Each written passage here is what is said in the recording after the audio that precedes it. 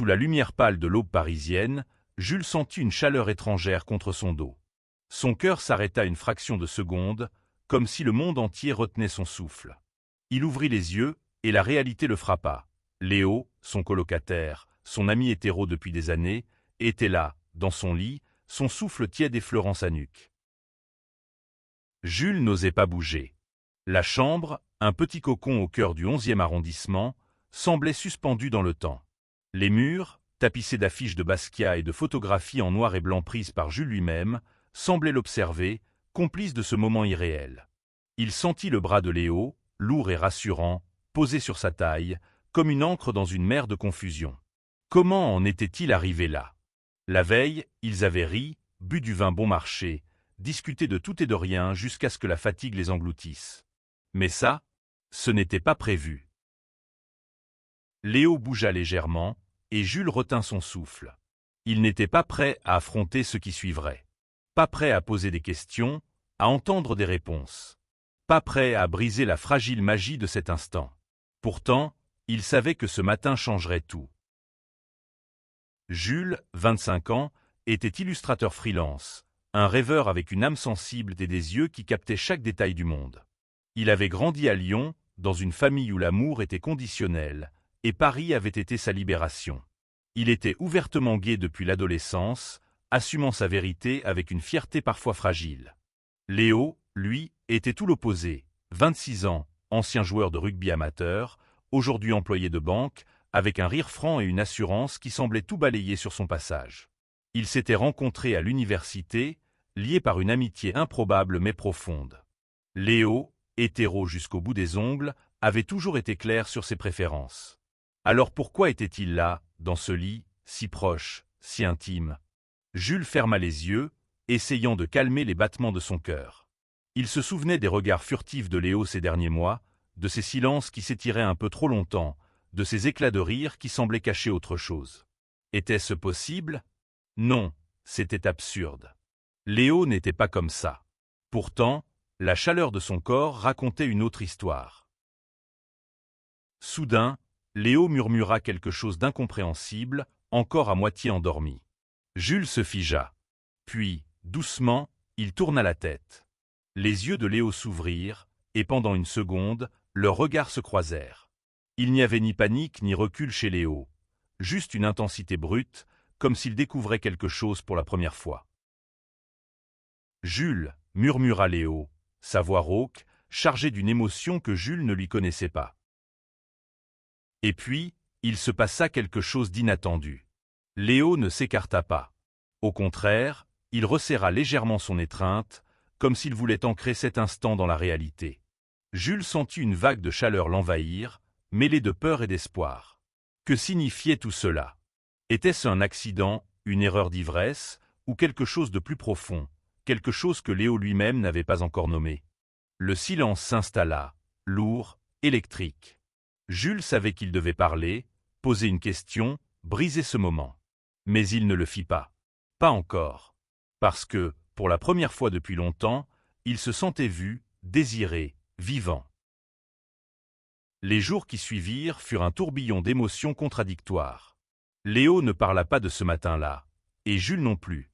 Ils continuèrent à vivre ensemble, partageant leur petit appartement parisien, leur routine, leur rire. Mais quelque chose avait changé. Les regards de Léo s'attardaient un peu plus longtemps. Ses gestes, autrefois anodins, semblaient chargés d'une intention nouvelle. Une tasse de café posée sur la table avec un sourire trop doux. Une main qui effleurait l'épaule de Jules en passant. Des silences qui criaient plus fort que des mots. Jules, lui, était perdu. Il oscillait entre l'espoir fou que Léo ressente quelque chose et la peur que tout cela ne soit qu'une illusion. Il passait ses nuits à dessiner, à essayer de capturer cette tension dans des esquisses de visages sans nom, de silhouettes enlacées dans l'ombre. Il se demandait si Léo, de son côté, luttait contre les mêmes démons. Un soir, alors qu'il regardait un vieux film de Truffaut sur leur canapé usé, Léo brisa le silence. « Jules, tu crois qu'on peut changer comme ça, d'un coup ?» Sa voix était hésitante, presque vulnérable. Jules tourna la tête, son cœur battant à tout rompre. « Changer comment ? demanda-t-il, même s'il connaissait déjà la réponse. Léo ne répondit pas tout de suite. Il fixa l'écran, où Antoine Doinel courait vers la mer, libre et perdu à la fois. Je sais pas. Juste changer. Ce qu'on veut, ce qu'on est. Il y avait une fêlure dans sa voix, une faille dans l'armure de l'homme sûr de lui. Jules sentit une boule se former dans sa gorge. Il voulait crier, demander à Léo ce qu'il ressentait vraiment, mais il avait peur. Peur de briser leur amitié, peur de perdre ce qu'ils avaient construit. Alors il se contenta de murmurer « Parfois, on ne change pas. On découvre juste qui on est vraiment. » Léo le regarda, et pendant un instant, Jules crut qu'il allait dire quelque chose de décisif. Mais il se leva, marmonna un vague « Bonne nuit » et disparut dans sa chambre. Jules resta seul, le cœur lourd, les images du film dansant devant ses yeux comme un écho de sa propre confusion. La tension entre eux devint insoutenable. Léo commença à sortir plus souvent, à rentrer tard, à éviter les moments seuls avec Jules. Ce dernier, rongé par le doute, se demandait s'il avait imaginé cette intimité, cette possibilité. Il se sentait idiot, vulnérable, exposé. Pourtant, il ne pouvait s'empêcher d'espérer.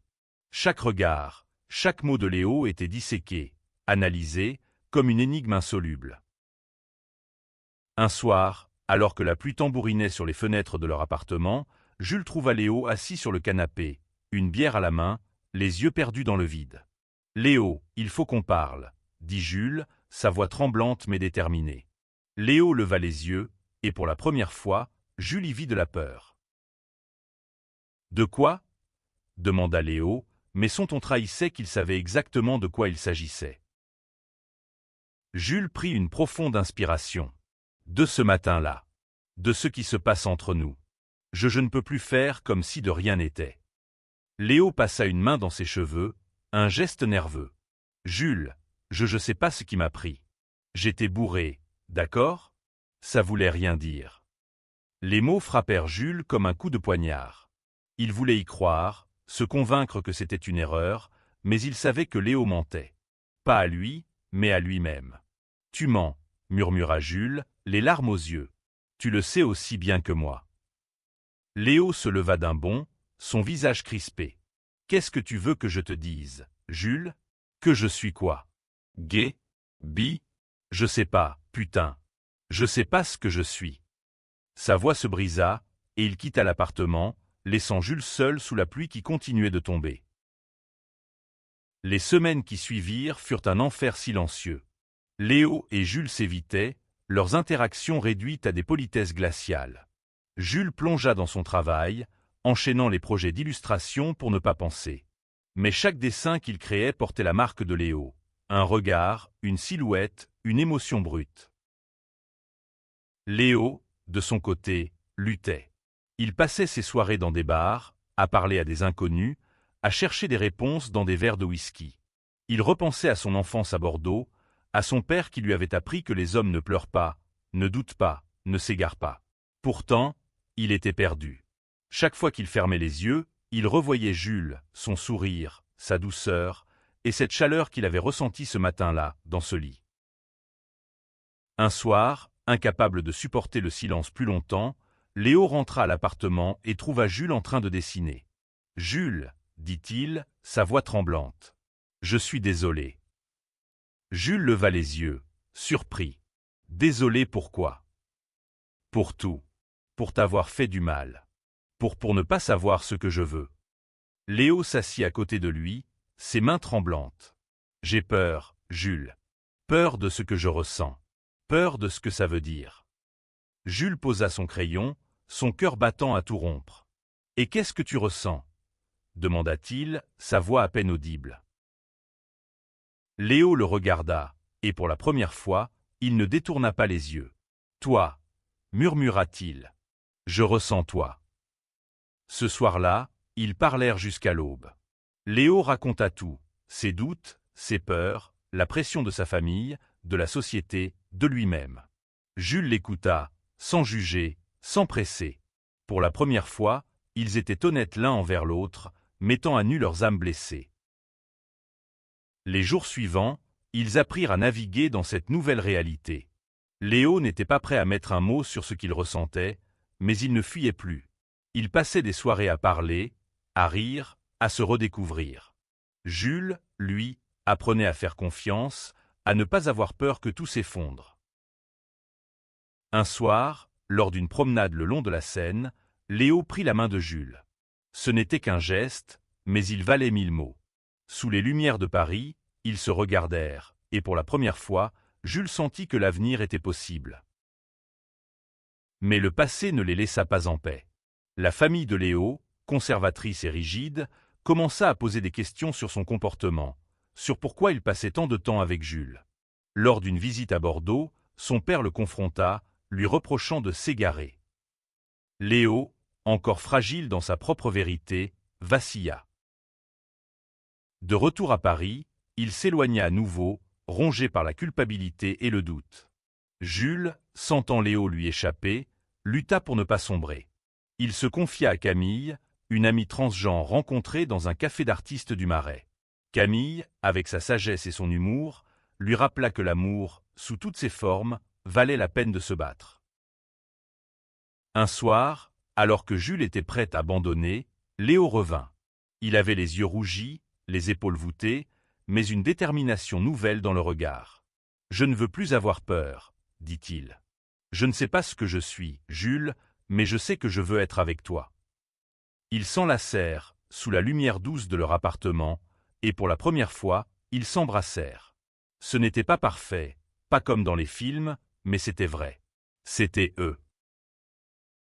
Des mois plus tard, Jules et Léo avaient trouvé un équilibre. Léo n'avait pas toutes les réponses, mais il apprenait à vivre avec ses questions. Jules, lui, continuait de créer, ses dessins désormais remplis de lumière et d'espoir.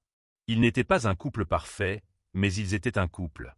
Ensemble, ils affrontaient le monde avec ses jugements et ses incertitudes, mais aussi avec ses moments de grâce. Un soir, alors qu'ils regardaient les étoiles depuis le toit de leur immeuble, Léo murmura « Je me suis réveillé ce matin-là, et j'ai su que ma vie ne serait plus jamais la même. » Jules sourit, son cœur léger. « Moi aussi, » répondit-il.